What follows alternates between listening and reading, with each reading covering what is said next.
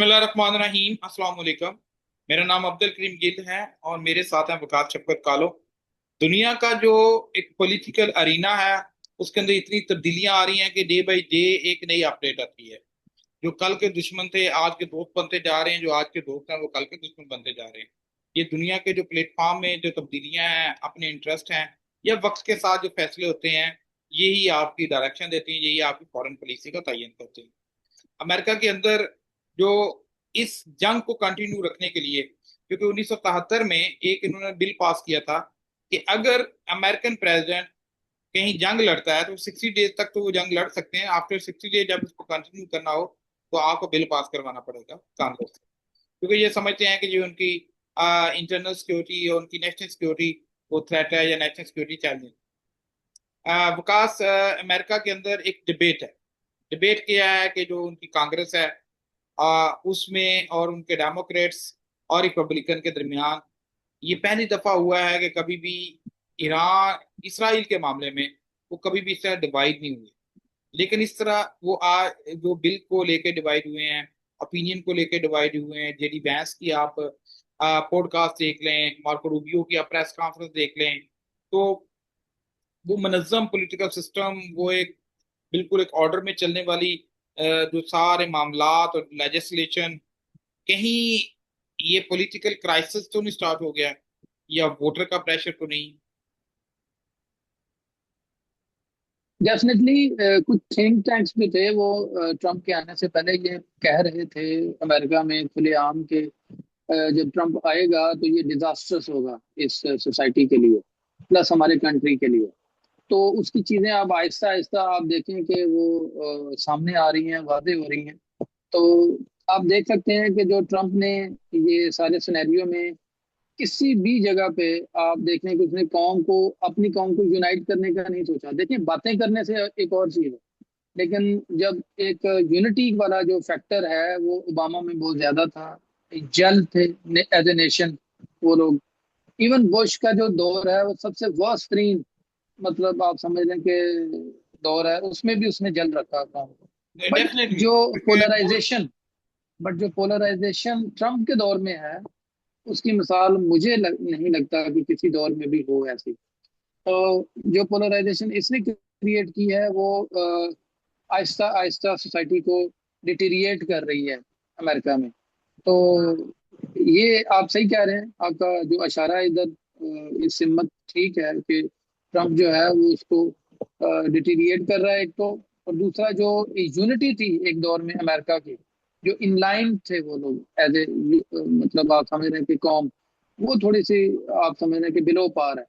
दूसरा, अभी आपने जो एक नुक्ता उठाया है कि सियासी तौर पे देखें, सियासी तौर पे एक बहुत बड़ा जो गैप है इस टाइम अमेरिकन पॉलिटिक्स के अंदर, वो ट्रम्प के हुकूमत में आने को लेके है। देखें ये बड़ा, जो उनके थिंक टैंक्स हैं उसको एज कंट्रोवर्शियल ट्रीट कर रहे हैं कि एट सम हो जो सीए है उसने इसको मैनिपुलेट किया है इसको लाने के लिए। तो ये तो अब आहिस्ता आहिस्ता चीजें खुलेंगी। बट मुझे ये एक थ्योरी जो है उनके जो थिंक टैंक्स की वो कभी कभी ठीक भी लगती है कि एक थिंक टैंक उनका ये भी कह रहा था पिछले 10 से 15 सालों में कि ट्रम्प जो है वो जब आएगा तो अमेरिका को डिटेरिएट करेगा। तो वो चीजें आहिस्ता आहिस्ता जो उसकी नेतन्याहू के साथ दोस्ती है प्लस जो जैरेड कुशनर है वो डिफरेंट, इवन आप समझ लें कि अ, जो अपनी दोस्ती को आगे कर रहा है और बिजनेस के साथ रिलेट कर रहा है चीजों को। बट जो नेशनल इंटरेस्ट था किसी जमाने में, अमेरिका अपने नेशनल इंटरेस्ट को अ, आप समझ लें कि ऑनर करता था, वो थोड़ा सा बिलो पार है इस पूरे सिनेरियो में। इसमें कोई शक नहीं दिस है। इज व्हाट माय ओपिनियन जो इन। ज्यू लॉबीज है, वो डे वन से उसमें बड़ा उसका रोल रहा। लेकिन कभी भी अब देखें, अमेरिका के अंदर जो बिल था वो 3.3 अरब डॉलर का था।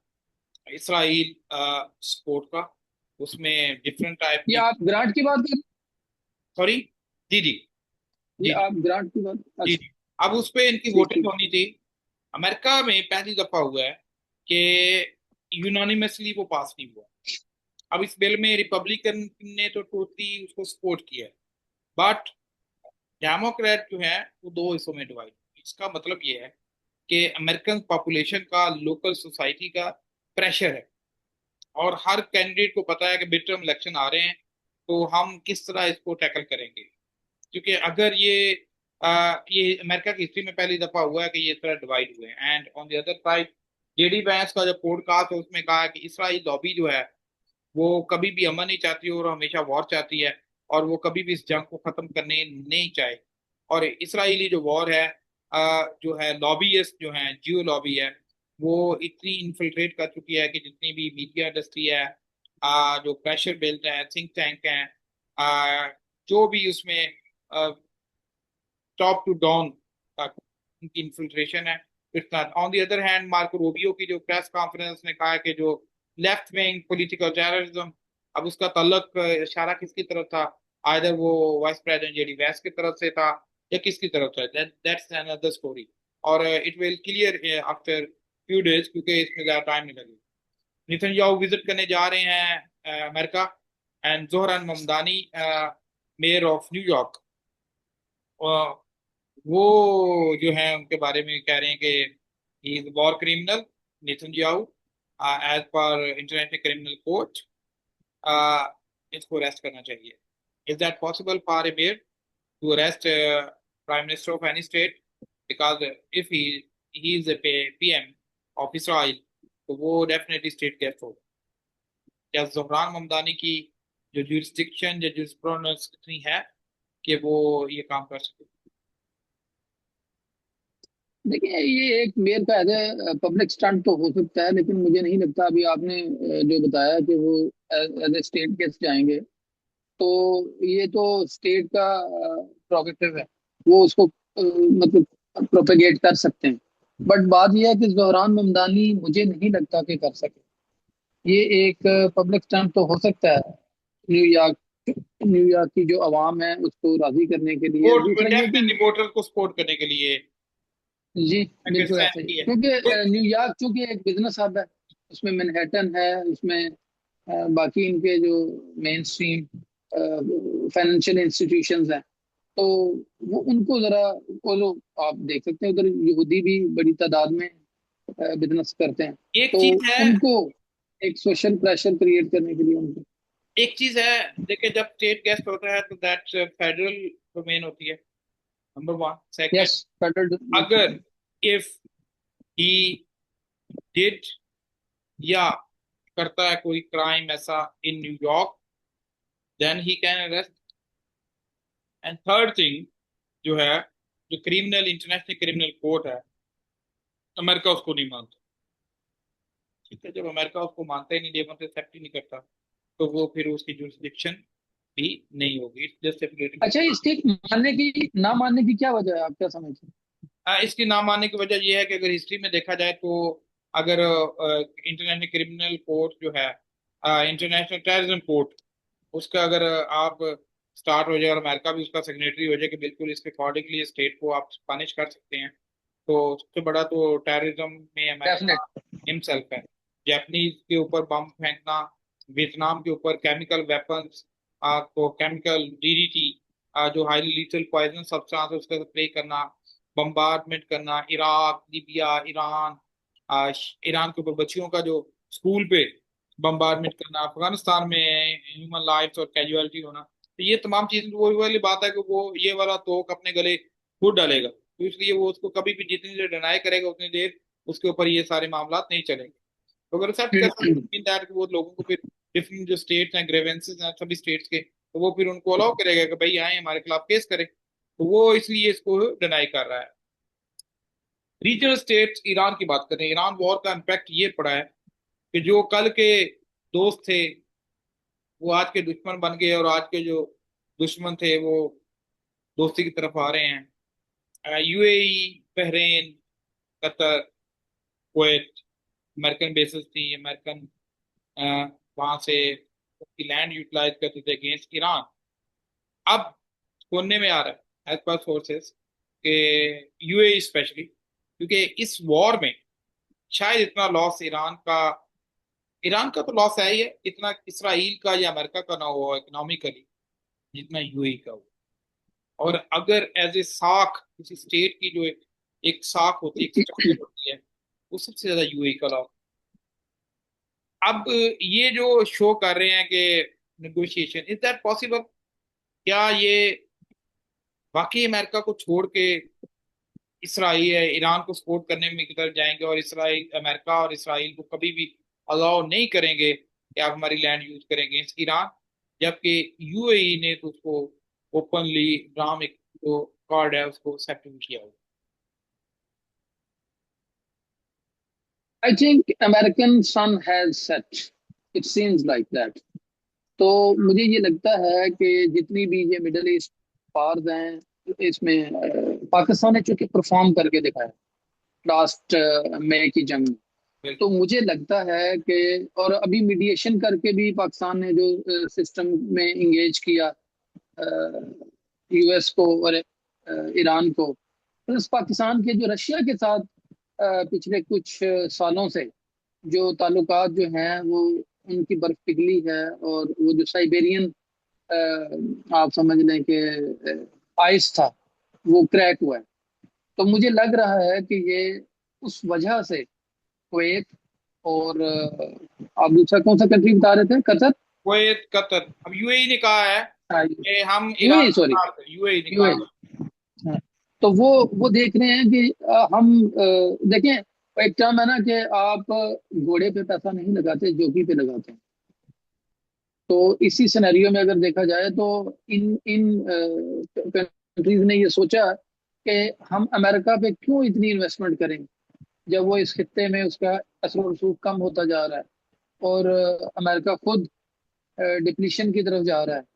तो मुझे लगता है कभी कभी कि पाकिस्तान इस पूरे जो क्राइसिस में से एक अपॉर्चुनिस्ट, क्योंकि हार्श वर्ड होगा, मतलब अपॉर्चुनिटी क्रिएट करेगा इस अपने कंट्री के लिए।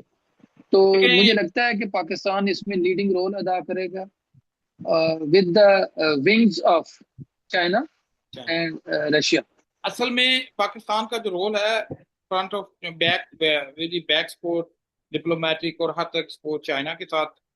और चाइना ने भी इसको कहा है पाकिस्तान ने कि आप मीडिएशन रोल प्ले करें, इसको रिजॉल्व करें, क्योंकि वही वाली बात है, अगर war more than 6 days for long होती है will declare in world war 3।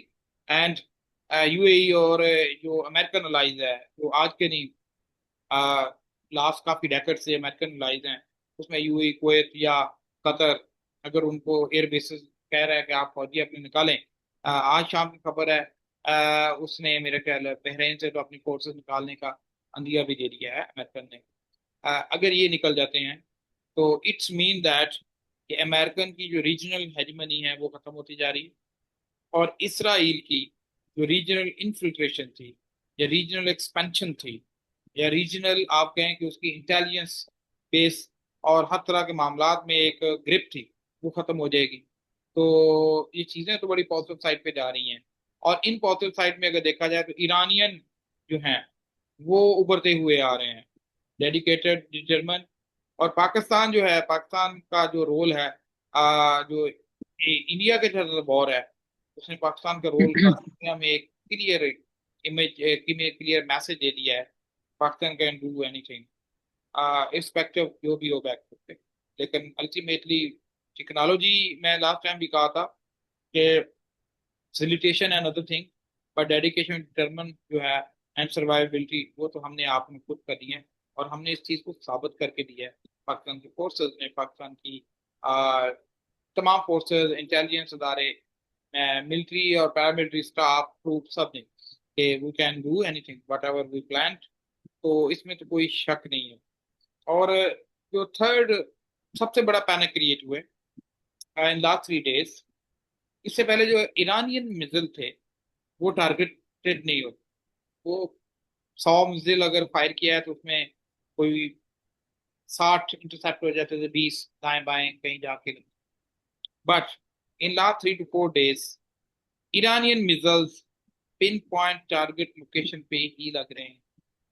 That triggered fear among Americans and Israel, क्योंकि they believe that इससे पहले वो through GPS, and GPS owned by American military forces, तो वो थ्रू जीपीएस अगर करते तो वो पिन पॉइंट लोकेशन नहीं देते।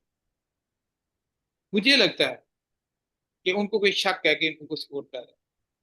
What do you think that who is behind Iranian, जो उनके साथ कौन सैटेलाइट, कौन उनके साथ ये सारा पैसेज शेयर कर रहा है, who will assisting them supporting. Karim भाई देखें इसमें मैं अपना एक छोटा सा थीसिस बिल्ड करना चाहूंगा। और ये कि पाकिस्तान ने जो लास्ट टाइम में की जो जंग है उसमें आप देख रहे हैं कि जब 2 दिन पहले, जंग से पहले, इंडिया ने सॉफ्ट टारगेट जो है वो पाकिस्तान की तरफ हिट किए in the shape of drones. तो पाकिस्तान में आपको याद होगा कि एक ववेला मच गया कि जी पाकिस्तान क्यों रिटेलिएट नहीं कर रहा। तो आपको पता है वो गुजरात में, और गुजरांवाला में, बहावलपुर में, even the garrison city Rawalpindi, बिल्कुल रावलपिंडी में। यहाँ पे भी गिरे थे। तो एक अवाम में एक पैनिक पैनिक क्रिएट हो गया था। तो आपको ये भी याद होगा, थोड़ा सा फ्लैशबैक करते हैं, कि जो आपके वाइस एयर मार्शल थे, उनका मैं नाम भूल रहा हूँ, औरंगजेब, सॉरी, उन्होंने एक प्रेस कॉन्फ्रेंस किया था। उन्होंने बोला था कि मैं क्यों hard target, sorry, soft target के लिए हार्ड टारगेट को यूज करूं। बिल्कुल। उसकी एक वजह थी, अगर आप सॉफ्ट टारगेट टारगेट के लिए हार्ड टारगेट को इंगेज करते तो आप अपनी जो जीपीएस पोजीशन है, थोड़े टाइम के लिए इसको जीपीएस का वर्ड यूज कर लेते हैं क्योंकि ये जनरली एक्सेप्टेबल वर्ड बिल्कुल आप है। एग्जैक्ट सैटेलाइट लोकेशन दे सकते यस, हैं। आप उनको अपने दे पिन सकते पॉइंट हैं। लोकेशन शेयर कर देंगे, तो from where we are. Pakistan ने इसको कैमोफ्लैज करने के लिए उसको आप समझ लें कि फ्री फॉल छोड़ दिया था कि ये फिरते रहें। और क्योंकि उनको, पाकिस्तान को पता था कि ये हमें एंगेज करने के लिए ये लोग यूज कर रहे हैं, क्योंकि उसमें आप देखें कोई वार हेड तो यूज हुआ नहीं था, वो तो सॉफ्ट टारगेट था। तो मुझे लगता है कि जब एक टेक्नोलॉजी प्रिवेल्ड हो जाए, यूज हो जाए मार्केट में, तो वो जनरली एक्सेप्टेबल होती है फॉर ऑल वर्ल्ड। तो मुझे नहीं लगता कि किसी ने मदद की है, उन्होंने सीखा है। फॉर इंस्टेंस, ये थीसिस बिल्ड कर लेते हैं कि ईरान ने उसको सीखा है, सॉफ्ट इस टारगेट सिस्टम पे को, उनको पिन पॉइंट लोकेशन पता सॉफ्ट चलती है टारगेट। कि ये कहाँ यस, से क्योंकि इंटरसेप्ट। जब 9 जुलाई से पहले वाली पोजीशन पे, मीडिएशन से पहले जो जंग जारी थी ईरान की अमेरिका के साथ, उन्होंने आप समझ रहे हैं कि जो कम वैल्यू वाले जो मिसाइल थे वो फायर किए थे। तो अभी वो प्रिसीजन एंड एक्यूरेसी में भी वो सीख गए हैं। मतलब अभी मैं बार बार कह रहा हूँ कि ये थीसिस बिल्ड कर लेते हैं कि उनको किसी ने सपोर्ट नहीं की, माइट बी पॉसिबल। मे भी किया भी, माइट बी। बट जब किया जाता है तो बताया नहीं जाता। पाकिस्तान लेकिन कुछ चीजें understood. Pakistan always had good relation with Japanese, और जापानीज के भी हमेशा हर मामलात में, हर मुश्किल घड़ी में भी पाकिस्तान की सपोर्ट है। अगर कोई वबा आ जाए, कोई जल्जला आ जाए, सैलाब आ जाए, एक अच्छी स्टेट, एक अच्छा relation. But prime minister of Japanese visited India, और वहाँ पे इंडिया ने हमेशा, इंडिया तो हमेशा यूज करेगा जापान को, क्योंकि जापान है आर्च राइवल ऑफ चाइना, और Pakistan always be friend since Inception of China. तो उसने यूज किया है कि आप जो बॉर्डर पार जो टेररिज्म है उसमें पाकिस्तान का नाम लें, पाकिस्तान को पुश करे at united level, united nation level, सलामती काउंसिल है या डिफेंस बड़े फोरम पे। And Chinese have past conflict, क्योंकि वर्ल्ड वॉर 2 के बाद, during world war 2 it's approximately 1 million Chinese जो हैं वो जापानीज ने ब्रूटल मर्डर किया था। एंड जब अमेरिका ने उनके ऊपर अपना एटॉमिक बॉम्ब फेंका था, तो उनके साथ कुछ एग्रीमेंट किए थे उनको डॉन पावर करने के लिए। एक तो ये कभी भी मिलिट्री पावर नहीं बना सकते, जब डिफेंस न्यूक्लियर पावर बन सकते हैं, न्यूक्लियर पावर जिस पावर एनर्जी। एंड सेकंड, उनका जो आयन था, उनका जो कॉन्स्टिट्यूशन था, उसको चेंज किया था इन लास्ट फ्यू ईयर्स। ये जापानीज ने अपनी मिलिट्री एक्सपेंडिचर इंक्रीज की है, जो टेरिफाइंग है, पैनिक क्रिएट की है किसको, चाइना को। एक वियतनाम, ये साउथ चाइना सी और 7 डैश लाइन जो आइलैंड्स हैं इनका कन्फ्लिक्ट है between China, Japan, Philippine, Philippine है, साउथ चाइना सी के ऊपर जो बाकी स्टेट्स हैं तो उनका, तो अमेरिका, मलाकन स्टेट। ना मलाक्का नहीं, South China Sea is different. Malacca state when आप साउथ चाइना सी से निकल के मलेशिया इंडोनेशिया की तरफ आते हैं, देन वो मलाक्कन स्टेट। साउथ चाइना सी में आपकी आ जाती है ब्रुनेई दारुसलाम, उसके बाद उसमें ताइवान आ जाता है। तो अमेरिका हमेशा वहां पे इन 7 डैश लाइन को यूटिलाइज किया है अगेंस्ट चाइना, और यही वजह थी, ये जो डिफेंस प्रॉपर एक सिक्योर वे नहीं था, तो इसलिए ही चाइना ने पाकिस्तान में साउथ चाइना सी स्टार्ट किया था to explore alternate route in case अगर साउथ चाइना सी बंद हो जाए। That's all our opinion on different global move, global जो है चेंजेस आई हैं। See you next time, have a good day, stay blessed.